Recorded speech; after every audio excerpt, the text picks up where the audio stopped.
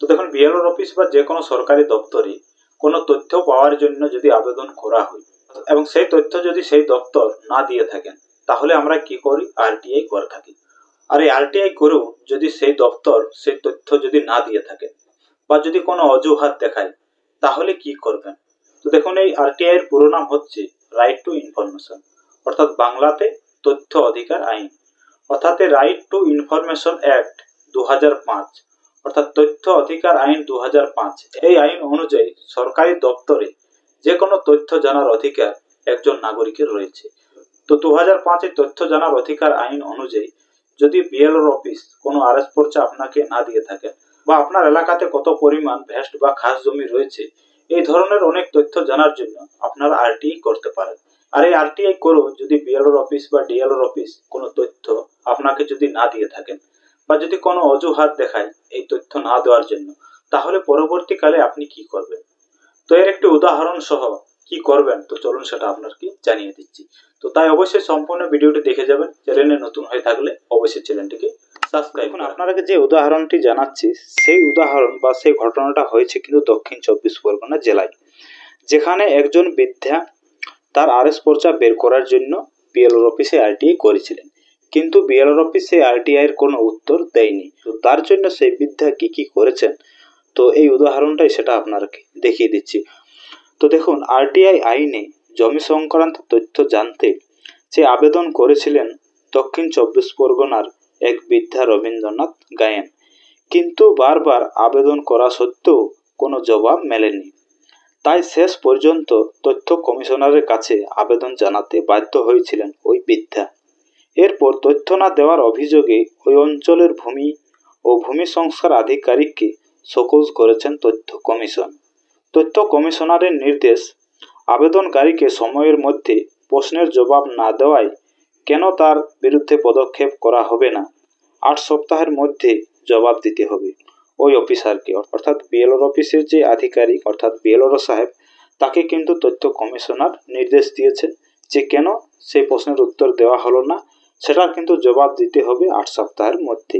একই সঙ্গে কমিশনারের পর্যবেক্ষণ, যদি সরকারি দপ্তর থেকে ডকুমেন্টস হারিয়ে গিয়ে থাকে তাহলে যে বা যারা এই হারানোর ঘটনায় জড়িত তাদের বিরুদ্ধে এফআইআর করতে হবে, তার তদন্ত করবে পুলিশ। 8 সপ্তাহ পরে ফের বিষয়টির শুনানি করবেন কমিশন। তো তারপর দেখুন সেই বৃদ্ধার মূল যে বিষয়টি বা যে সমস্যাটি সেটা হচ্ছে জীবনভরের উপার্জিত অর্থে কুমারপাড়া মৌজায় জমি কিনেছিলেন রবীন্দ্রনাথ। সেই জমির দলিলও রয়েছে তার কাছে। বছরের পর বছর খাজনা মেটাচ্ছেন। 2022 সালে সে জমির রেকর্ড করাতে গিয়ে হতভম্ব হয়ে যান বৃদ্ধা। বিএলওর অফিস থেকে জানানো হয় ওই জমি তার নয়, জমি যে তারই তা প্রমাণ করতে গত 2 বছরে নানা নথি তাকে জমা দিতে হয়েছে ওই অফিসে। এর জন্য ওই বৃদ্ধা জমির আরএস খতিয়ান চেয়ে আবেদন করতে চাইলে অফিস কখনো ডকুমেন্টস হারিয়ে গিয়েছে, আবার কখনো খুঁজে পাচ্ছি না বলে তাকে ঘোরাতে থাকে। বাধ্য হয়ে তিনি তথ্য জানার অধিকার আইনে আবেদন করেন। নির্ধারিত সময় পেরিয়ে গেলেও বিএলওর অফিস থেকে কোনো জবাব পায়নি। মহকুমা ভূমি আধিকারিকের কাছে ফার্স্ট আপিল করেন, অর্থাৎ ডিএলওর অফিসে আবেদন করেন।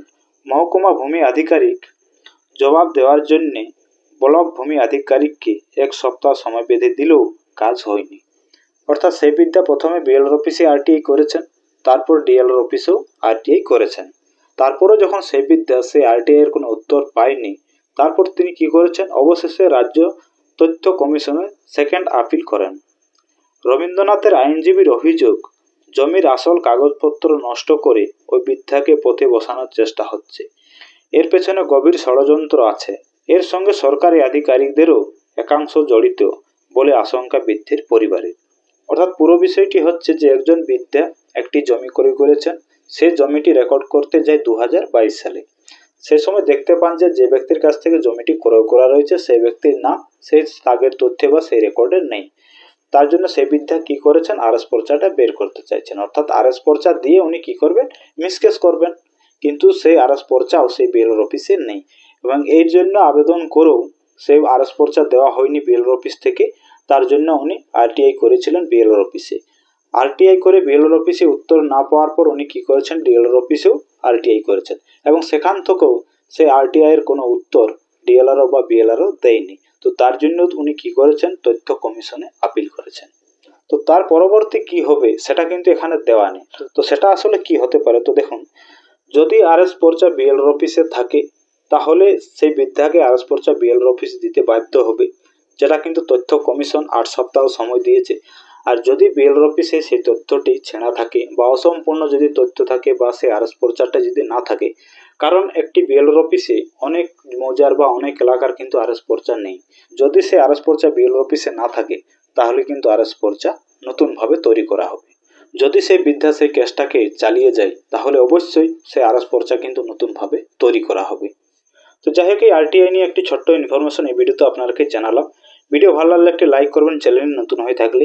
পরবর্তী ধরনের জমি সংক্রান্ত ভিডিও দেখার জন্য অবশ্যই চ্যানেলটিকে সাবস্ক্রাইব করে রাখবেন।